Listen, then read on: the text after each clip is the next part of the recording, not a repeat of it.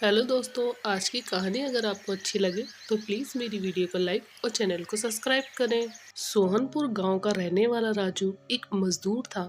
वह मेहनत मजदूरी कर अपना और अपने परिवार का पालन पोषण करता था। लेकिन राजू के सपने बहुत बड़े थे। राजू, तुम कहाँ जा रहे हो? मैं तुम्हें ही ढूंढ रहा था। मैं आज शहर जा रहा हूँ अपने पूरे परिवार के साथ, तो घर की सफाई कर लेना। राजू अपनी पत्नी पूनम के साथ एक झोपड़ी में रहा करता था। पूनम भी राजू के बड़े बड़े सपनों से हमेशा परेशान रहा करती और उसे हमेशा समझाया करती कि वह अमीरों की जिंदगी भी क्या जिंदगी है, कितना मज़ा आता है। अजी सुनते हैं, उठिए या इसी तरह सोए रहोगे? मेरी बात का कुछ तो जवाब दीजिए।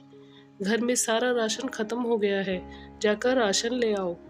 जब देखो तब सोए रहते हैं। अच्छा, तो मैं अमीर नहीं हूँ इसका मतलब मैं सपने देख रहा था। पूनम, तुमने आकर मुझे जगा दिया। कितना अच्छा सपना देख रहा था। मैं आपको हमेशा मना करती हूँ, जितनी चादर है उतने ही पैर फैलाइए। बड़े सपने मत देखा कीजिए, अच्छी बात नहीं है। पूनम राजू की सूखी रोटी और सब्जी में ही खुश थी, लेकिन पता नहीं क्यों राजू को इतनी लालच कहाँ से आ गया था। वह हर वक्त बस बड़े बड़े लोगों की बातें करता और अमीरों की जिंदगी जीना चाहता था। राजू की बातों से पूनम हमेशा चिंतित रहती थी। उसे हमेशा यही परेशानी सताती कि कहीं अमीर बनने की चाहत में राजू कोई गलत कदम ना उठा दे। वक्त ऐसे ही बीत जाता है और फिर एक दिन, और इतनी सुबह सुबह कहाँ जा रहे हैं? कुछ तो बताकर जाइए, कोई काम आ गया है क्या? अरे पूनम, कुछ नहीं, वे सेठ जी का फोन आया था, कुछ काम है इसलिए बुला रहे हैं। मैं थोड़ी देर में लौटता हूँ, फिर तुमसे बात करता हूँ। थोड़ी देर में राजू लौटता है। उसके हाथ में ढेर सारे पैसे और ढेर सारे सामान होता है, जिसे देख पूनम कहती है, अरे ये इतने सारे पैसे और ये सारे सामान किसके हैं?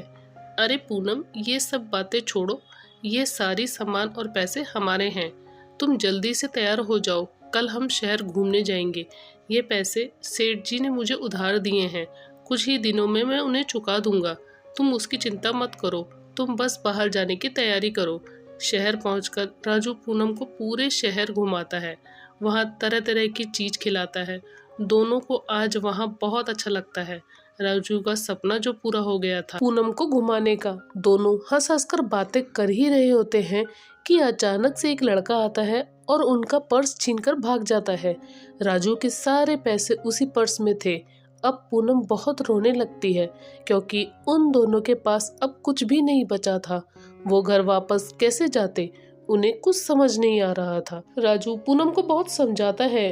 उन दोनों को ऐसा उदास बैठा देख वहां से एक लड़की गुजर रही होती है, जो उन्हें देख वहीं रुक जाती है और उनसे पूछती है, आप लोग कहाँ से आए हैं? क्या हुआ, कोई परेशानी है क्या?